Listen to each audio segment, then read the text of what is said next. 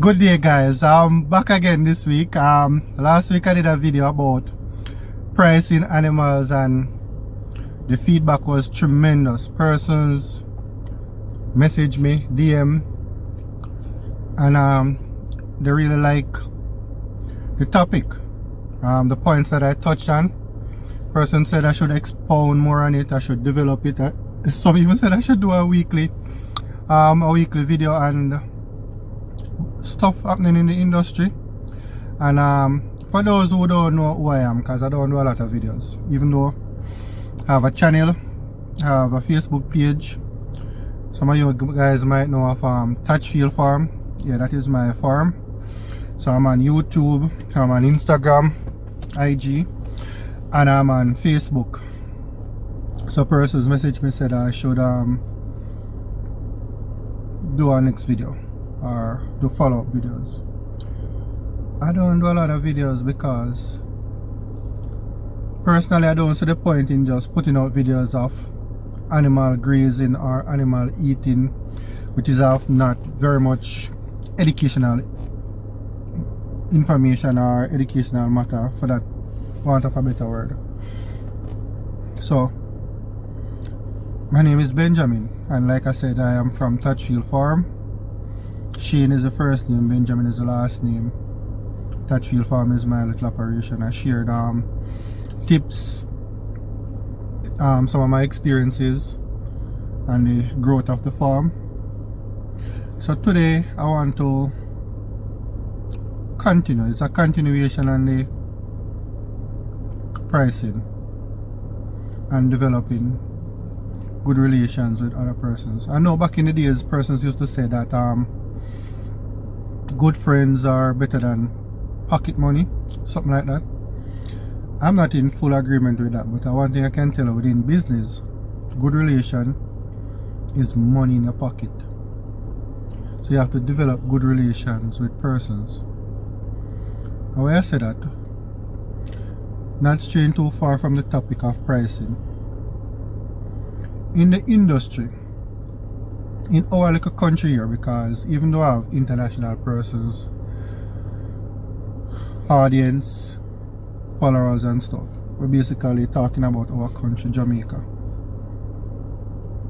Not many persons might know, but the import bill is huge, and 80% of the chevron goat meat that we consume here, or you want to call it mutton, could be even higher, is imported. I say that to say, if all the farmers combine together, we might still not even be able to supply the demand for goat meat here in Jamaica. So we have to ramp up production. We have to increase capacity. And some farmers are selfish, and you will never be able to operate totally independent of others. For real. So you need other persons, even though you're doing your individual things, or you're doing a farm, you're a sole trader. You need other persons, you need synergies, you need partnership, you need good relations with other farmers, other entities. You should be able to pick up your phone if you are in one part of the island and somebody wants something. You might have a customer. I have customers from different parts of the island, whether it be Westmoreland, St. Elizabeth, wherever. So if somebody, say for instance, an example, somebody wants an animal, we're on commercial. I'm not even gonna touch the stud animal today. I'm on commercial. So we're talking about meat goats. So if somebody wants a one goat and the customer said he's in St. Elizabeth, he's in Clarendon, he's in whichever parish, but not your area, and you cannot take up your phone and say, alright, talk to that person, or link the brother there, or me see a man share one, so check him out. The bad brethren, very bad. If a man can't call you and say, yo, you have nothing, I know a man down here I want something, or a customer down here wants something, deal with him. It is bad, it is poor, so you have to develop good relation with person. Yeah. Because it would not be feasible for somebody to drive all the way, spend $5,000 to $10,000 on petrol, not to mention lunch, wear and tear on them vehicle, to come pick up a $50,000 good from you. You want the sale, yes? Sorry. But you have to think about the customer and service. Service to the customer is of utmost importance. It is very valuable. Repeat customers is what keep business going. New business or new customer grow your business, but what keep your business growing is repeat customers.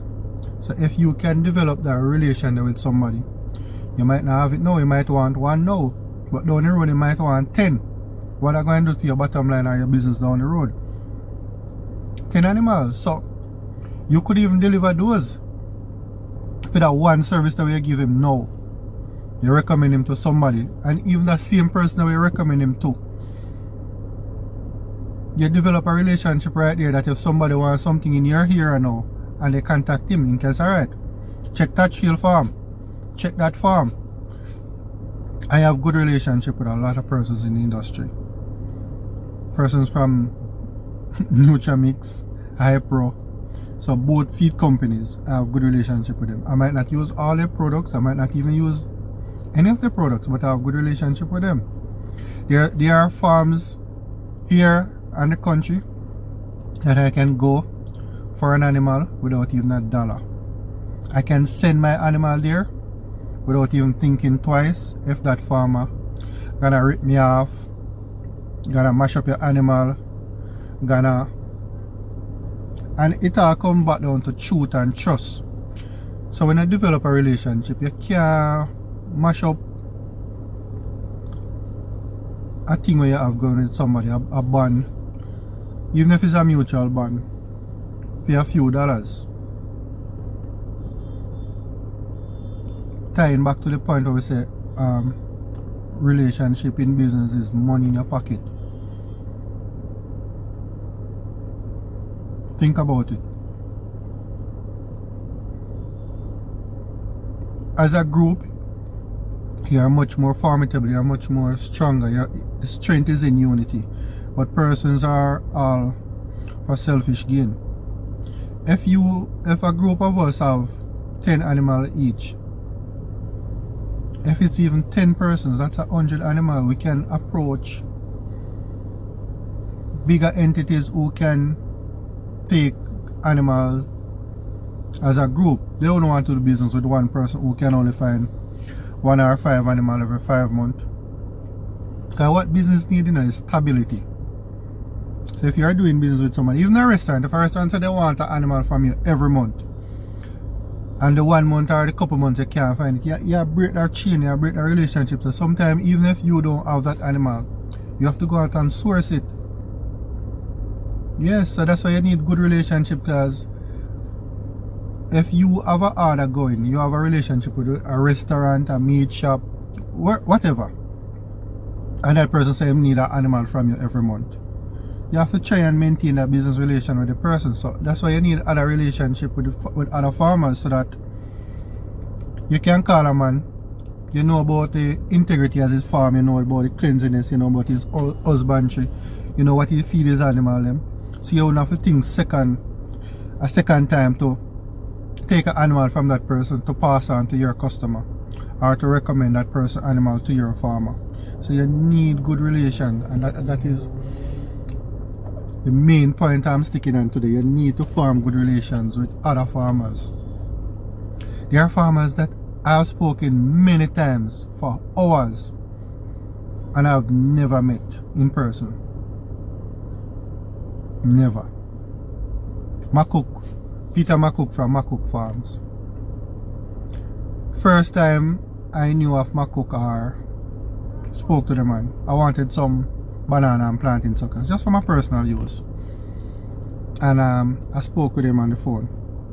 Told him I wanted like 20 suckers because it's just for personal use, so I never want to purchase someone. When he realized that I only wanted 20, you know what the man said? If you have a drive and you can go for them, I'll make them available for you. So I went up there to St. Mary and I got even more than 20 at the time. Never met my cook, he was away abroad. Went there, spoke to his workers, got the bananas. So the crux of what I'm saying is that now I'm able to give other farmers either the fruit itself or other suckers so that they can expand. So the relationship was formed from there on. I met the man one time over like a 3-year span, and we communicate like almost every day. We brainstorm other ideas about the industry, best practices. Lincoln, call him King Curry. I've never met Lincoln in person, but I remember I don't remember if it was in 2019 when I started, and Lincoln called Chickstar, God rest his peace, his soul in peace, passed away. Yeah, and Lincoln called Chickstar and said, you know Clarendon? I said, yeah man, I know Clarendon well. He sent me to his area, and I was there sitting outside, I remember, in the little lane there with Chickstar, and him was trying to pull the medicine from the original bottle with some syringe there. You know, some of those stuff are difficult to come out. And we're there for a while, and I got I don't remember exactly what, but 2 items that stood out to me was the LA 200 antibiotic, and I think it was some B complex. I never met the man. The man let medicine and vitamins be available to me. I heard some people say bad man, or some people bad man. I don't even know what is bad man, honestly. I don't know, because apparently bad man in different places mean different things. Look here, at the end of the day, you're not going to agree with 100% of what all persons say, or in agreement with persons 100% of the time. But sometimes some persons are right for you and you don't even realize it. I say this to say, don't follow other persons and hate persons. Don't follow other persons and talk bad about persons, and you yourself have a bad interaction or even a communication with the person. Sometimes you have to take your time to find out persons themselves. I remember what really inspired me to get into the business was when I went to Denby show and I saw these big brown and white gold. At the time I didn't even know what they name. And I got a card from Unity Boer Farm. I never forget it. I have it at home right now. And I saw those big ram. I think it was Starboy and Phantom at the time was in Supreme. And I recently I was on the phone with Maki from Unity Boer Farm for hours, and we're just pitching ideas about what he wants to do in the industry and what is his vision, some of the ills, even the same show thing that he is champion of. Just talking about the industry. This is a man, I don't even remember if I met him in person, and we talked for hours. When I was starting out in 2019 again, Oral Robinson is the next farmer I spoke to at length about the industry. So young farmers, I know you might in a particular era and persons there, but don't limit yourself. Don't limit yourself to just talking to persons in your era. Try to widen the scope. Watch videos, Google stuff. Research. You have to do like a reading sometimes, you have to do like a research, but don't limit yourself. Talk to other farmers, build relationship. That is the backbone of the industry. I know a lot of persons right now in the industry, they are in the diaspora. They don't even live on the island. And from what I have observed over the last 2 years or such, is mostly persons from the diaspora investing back in the industry here in the island. Is mostly persons from the diaspora. If you check the new farms, check the farms that are upgrading mostly, look who the biggest demand or biggest requests coming from for animals. This person's in the diaspora. Last, what we know, 2020?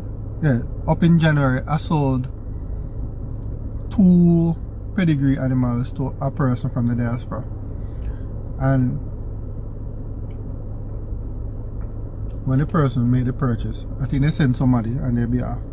And when they saw the animals, they sent back and said they wanted 12. Poor me. We just have a few pedigree animals because my operation is basically 80-20. 80% meat and 20% stud animals. That's the model I build and I'm supporting. So I keep a few pedigree animals for maintain my flock. Going forward with AI. And the person wanted 12. The person even go as far as to pay. And I'm saying this is a person from the diaspora. So when we say we're building good relationship, sometimes I myself may not be able to satisfy a client order. You have to combine. That is where synergy and the partnership is important in the industry.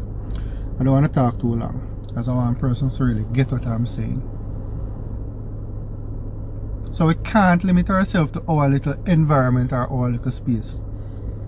Since I've been on YouTube and Facebook and Instagram, I've had persons from the Caribbean, the diaspora, as far as Nepal, Singapore, persons wanting animals because they see the quality that we have here. And with the intervention of the AI, artificial insemination, the embryos, the thing is only gonna go up. So we have to look not just on our market, because yes, we cannot supply currently the meat, the commercial side of stuff, but as it relates to stud animals, after a while it's gonna be leveled, it's gonna level off. Has to. Because with improve quality, improve lineage, improve genetics, you're gonna have like stud animal. I'm gonna leave that for our next video. So you're gonna have interest from other places because a lot of persons are out there, they are putting their stuff out there. Marketing has changed. You don't have to go to show now for a person to see an animal. I've never brought an animal to any show. In fact, I've only been to Denby and I've been there as a visitor. And I don't even have to advertise, because when you show your animals, persons say you don't show animal because of theft. If you're afraid of theft, show your animal because of theft. You're limiting yourself. When you show your animals, you don't know who is looking. It could be a big investor, it could be a man that first time him come on, him see it, him like it, him want to get into it. So marketing has changed so much. You have persons that's willing to wait on kids that maybe not even conceive as yet. They saw the dam, they see a sire, they say, alright, combine those for me. So you have to think, even though you're small, you start small, you have to think big. And you're not just selling to persons in your area. You're selling to persons all over the country. You're selling to persons who are from here but they're not here, they're in other places. It could be somebody who recommends somebody to you. I've had a lot of recommendation. CM Lincoln, King Curry, I big him up because a lot of persons like to choose shades and they don't know persons. I've never met the man. The man called me. The man say, you have curry ram.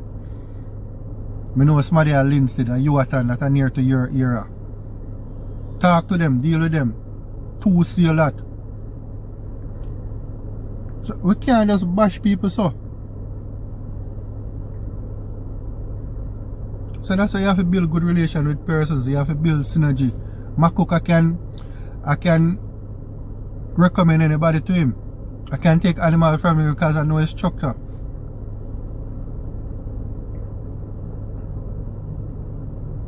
Ian Posada, I can recommend anybody to those persons because I know what their feeding program is like. I know their farm, I know the animals, I know what they feed the animals, I know how they keep the animals. So if a man say, look here, I have stud animal, I know say it's not a ram goat a local ram, he make, you know, like the hanky panky business. A lot of persons don't know this, but Team Nutramix, I have good relationship with them. So if I tell you so that the animal come from Nutramix, I know the background of it. So when I tell you that I work with persons from the boat company, I work with persons from the boat company. TJ, Terrence Johnson, shout out to Terrence, godfather in our business. Enough time people are link me and them they down at Westmoreland. Why am I gonna make somebody come from Westmoreland come and send time for 1 or 2 animals? When I know the quality way Terrence Johnson have down there. Really a rival with me have.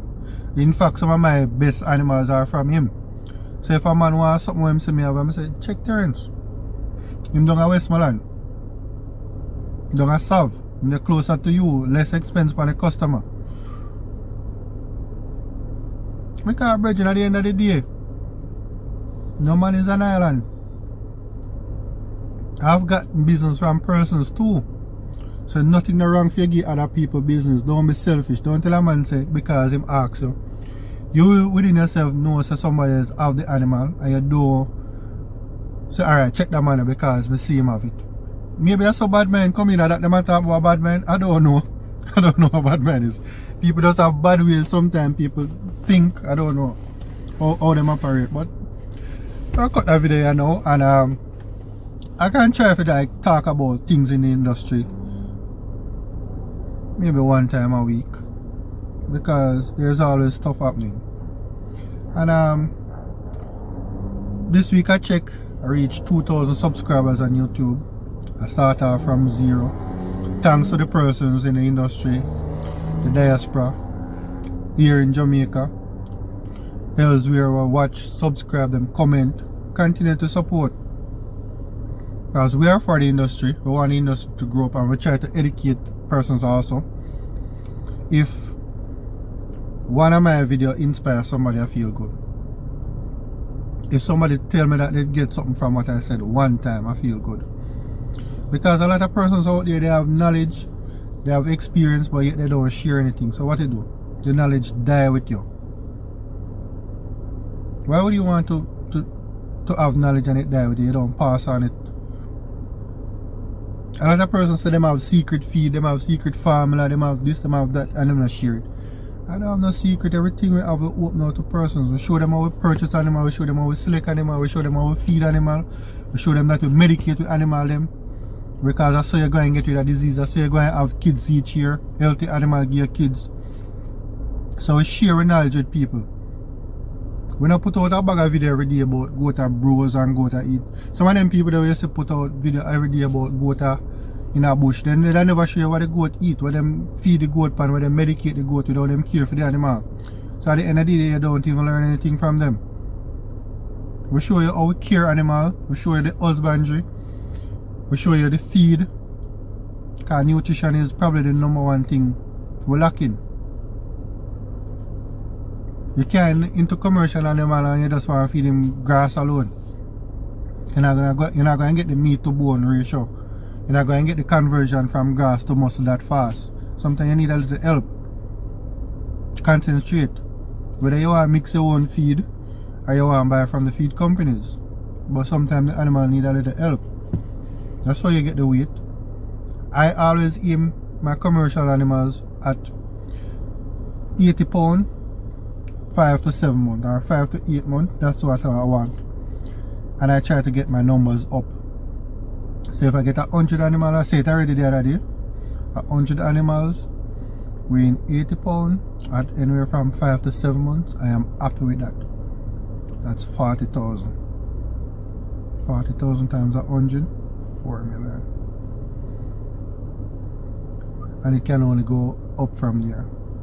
So guys, if you have not already subscribe to my channel on YouTube. It's Touchfield Farm YouTube. I'm on IG. You can follow me. You can share it if you have content. You can share it on my platform also. I don't have a problem with that, because we are for the industry, and we also want to educate persons as to how to. You have to train your mind to think. You just don't get up and it happen. So just you start small, but think about gradual improvement, increments. Every year you take a step. This year mainly I was focusing on infrastructure, because with animals come feed, come infrastructure. Them go hand in hand. You can't have 100 animal and your pen or your goat house can only hold 50. Not going to work. You're going to have problems. You can't have 100 animal and you can only afford to feed 50. Not going to work either. So it's better you have 10 animal, you can able to feed the 10, then you move on to 15. You have housing for the 15 and you can able to feed the 15 before you try to look for the bigger number. Because all of those are interrelated. They are connected. I don't want to talk too long this time, so I want to save some for next time. So guys, check out the video and respect.